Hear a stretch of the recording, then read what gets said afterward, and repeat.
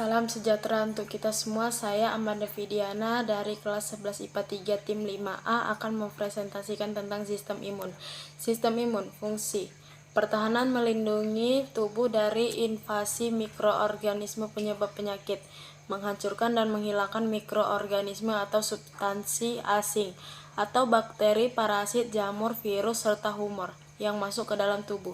Homeostatis menghilangkan jaringan atau sel yang mati atau rusak untuk perbaikan jaringan. Pengawasan mengenali dan menghilangkan sel tubuh yang abnormal.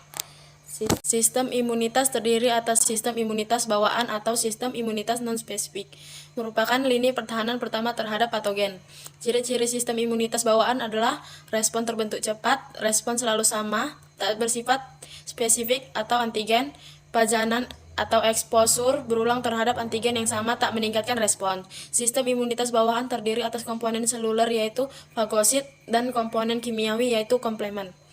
Yang kedua, sistem imunitas adaptif atau sistem imunitas spesifik. Reaksi pertahanan tubuh yang disesuaikan atau diadaptasikan terhadap karakteristik antigen. Ciri sistem imunitas adaptif yaitu respon terbentuk lebih lambat, memerlukan waktu untuk beradaptasi terhadap antigen, respon bersifat spesifik terhadap berbagai antigen. Pajanan awal akan membentuk sel memori, sehingga pajanan berikutnya dengan antigen yang sama menghasilkan respon yang lebih cepat. Sistem imunitas adaptif terdiri atas reseptor yang terekspresi pada limfosit sel T dan limfosit sel B.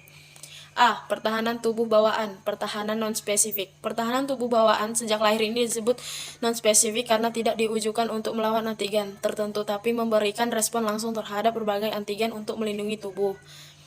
Setiap benda asing yang memasuki tubuh pertama kali akan dihadapi oleh mekanisme pertahanan non-spesifik. Mekanisme ini memiliki dua garis pertahanan, yaitu yang pertama garis pertahanan pertama oleh bagian eksternal atau terluar tubuh seperti kulit, membran mukosa, dan zat kimia. Yang kedua, garis pertahanan kedua terjadi di bagian dalam tubuh berupa fagositosis oleh sel fagosit, reaksi. Selanjutnya akan dibahas mengenai garis pertahanan pertama oleh bagian eksternal atau terluar tubuh. Di sini ada kulit. Kulit ditutupi sel epitel yang sangat rapat. Kulit yang normal dapat ditembus oleh bakteri dan virus. Mikroorganisme hanya dapat masuk melalui jika sudah terbuka. Kulit memiliki kondisi sedikit asam dengan pH 5 dan suhu kurang dari 37 derajat Celcius. Kondisi ini menyulitkan bakteri dan virus untuk dapat tetap hidup di permukaan kulit. Selain itu, lapisan sel-sel yang mati membuat permukaan kulit selalu berganti, sehingga bakteri yang berada di permukaan kulit tersebut juga selalu terbuang dengan sel yang mati. Yang kedua ada membran mukosa. Membran mukosa melapisi saluran pencernaan, saluran respirasi, saluran kelamin, dan saluran ekskresi. Sama seperti kulit, membran mukosa tidak dapat ditembus oleh bakteri dan virus karena antara satu membran dan membran lain sangat rapat. Selain itu, membran mukosa juga melawan bakteri dengan pertahanan kimiawi. Membran mukosa menghasilkan mukus atau lendir yang merupakan cairan kental untuk mengikat dan mengumpalkan bakteri atau benda asing yang masuk ke dalam tubuh. Gumpalan ini kemudian akan dibuang oleh tubuh dalam bentuk cairan kental melalui mekanisme bersin atau batuk. Yang ketiga ada zat kimia antimikroba. Kulit mampu mensekresikan protein antimikroba seperti lisozim yang terkandung pada keringat, air ludah, air mata, dan air susu ibu atau yang disebut dengan ASI. Zat kimia tersebut dapat menghancurkan lapisan peptidoglykan dinding sel bakteri. Interferon yang merupakan protein antivirus yang dapat disintesis oleh sebagian besar sel tubuh sebagai respon terhadap kehadiran virus. Interferon berfungsi untuk menghentikan reproduksi dari virus. Selain interferon juga terdapat sistem komplemen yang tadinya tidak aktif namun akan diaktifkan oleh kehadiran antigen tertentu dan akan menghancurkan antigen tersebut. Protein dan glikoprotein yang merupakan penyusun dari sistem komplemen yang disintesis di hepatosit hati. Namun sejumlah besar sistem penyusun sistem komplemen juga diproduksi di jaringan makrofaga, monosit dalam darah, dan sel epitel dari saluran kelamin dan pencernaan. Berikut ini akan dijelaskan tentang garis pertahanan kedua dari pertahanan non-spesifik yang terjadi di bagian dalam tubuh berupa fagositosis oleh sel fagosit, reaksi inflamasi, dan interferon. Yang pertama ada fagositosis. Sel-sel fagositosis menelan dan mencerna atau fagositosis benda asing yang masuk ke dalam tubuh. Fagositosis dilakukan oleh sel darah putih. Jenis-jenis sel darah putih yang dapat melakukan fagositosis adalah neutrofil, monosit, eosinofil, dan sel pembuluh alami. Jika sel telah dirusak oleh antigen, muka sel tersebut akan mengirimkan sinyal kimiawi yang menarik sel fagosit untuk datang. Sel fagosit akan memasuki jaringan yang infeksi lalu menelan dan mencerna semua mikroba yang ada. Agar Anda lebih memahami tentang proses fagositosis, Yang kedua, ada reaksi inflamasi. Jika mikroba telah merusak jaringan, sel-sel jaringan yang telah rusak tersebut kemudian akan mengirimkan sinyal. Sinyal pertama adalah histamin yang mengakibatkan peradangan atau pelebaran pembuluh darah. Sedangkan yang kedua adalah interferon yang akan menyiagakan sel-sel lain. Yang pertama ada histamin. Sinyal yang diberikan oleh sel terinfeksi akan ditangkap oleh sel darah putih jenis basofil yang kemudian akan melepaskan histamin ke jaringan. Histamin menyebabkan pembuluh darah membesar dan meningkatkan migrasi sel-sel fagosit ke jaringan. Sel-sel fagosit segera akan menelan semua sel bakteri atau mikroba dan juga membersihkan jaringan tersebut dari senyawa yang berbahaya. Peradangan juga mengakibatkan demam karena sel-sel leukosit melepaskan senyawa pirogen. Senyawa ini akan merangsang tubuh untuk menaikkan suhu, dengan demikian meningkatkan pertahanan tubuh, menghambat pertumbuhan beberapa jenis mikroba, memudahkan fagositosis, mempercepat reaksi tubuh, dan mempercepat perbaikan jaringan. Yang kedua ada interferon. Interferon adalah zat kimia yang diproduksi oleh sel yang terkena virus. Interferon berfungsi menghalangi perbanyakan virus dan mengaktifkan sel-sel yang dekat dengan sel yang telah terkena virus untuk bersiap melawan virus. Dengan adanya sinyal interferon ini, sel yang telah dihubungi akan melawan semua serangan virus. Yang B. Pertahanan tubuh spesifik. Imunitas dihasilkan dari produksi antibodi spesifik yang dikhususkan untuk antigen tertentu. Antigen singkatan dari antibody generators merupakan suatu molekul penanda yang terdapat pada permukaan sel yang dapat merangsang produksi antibodi. Sedangkan antibodi adalah protein plasma yang dihasilkan oleh sistem imunitas sebagai respon terhadap keberadaan suatu antigen dan akan bereaksi dengan antigen tersebut. Pertahanan spesifik dapat mengenal benda asing atau antigen yang sama pada pertemuan berikutnya. Hal ini karena terdapat kemampuan mengingat kembali antigen tertentu. Hal ini dapat diaplikasikan pada konsep imunisasi. Imunisasi adalah pemberian perlindungan pada tubuh dari serangan penyakit dengan memberikan vaksin. Vaksin adalah suatu cairan yang berisi bakteri atau virus yang telah dilemahkan atau dimatikan hingga dapat menimbulkan kekebalan atau imunitas oleh antibodi. Jika kekebalan muncul karena respon dari adanya infeksi dan dapat sembuh, disebut kekebalan alamiah. Bila kekebalan timbul karena dibuat, contohnya karena vaksin, maka disebut kekebalan buatan. Jenis kekebalan dapat dibagi menjadi dua macam, yaitu kekebalan aktif dan pasif. Satu, kekebalan aktif terjadi apabila tubuh berkontak langsung dengan toksin atau patogen sehingga mampu antibodinya sendiri. Kekebalan aktif didapat secara alami atau buatan.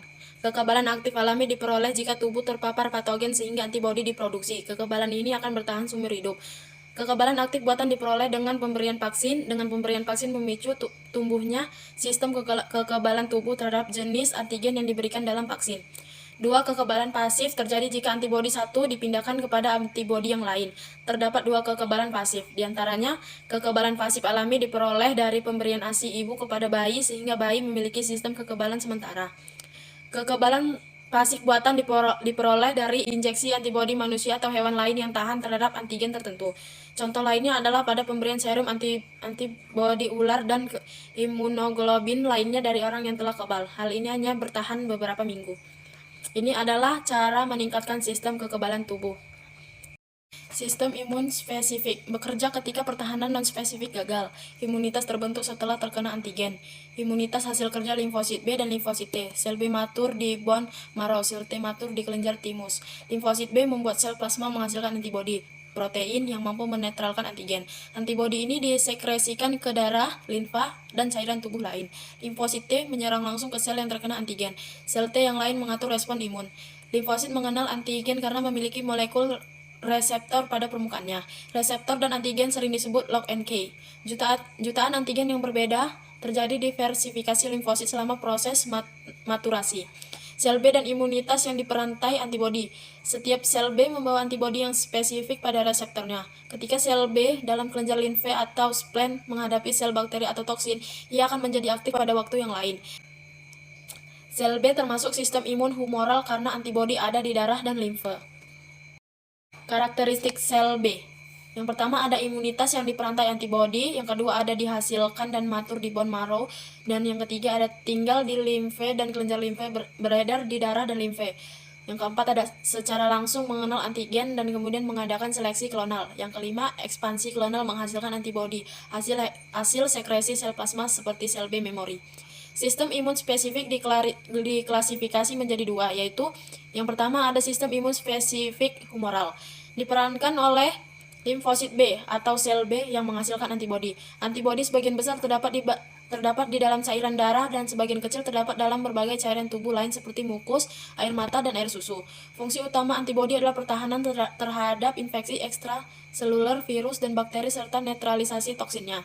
Bila sel B dirangsang oleh benda asing, maka sel tersebut akan berproliferasi dan berkembang menjadi sel plasma yang dapat membentuk zat anti atau antibodi.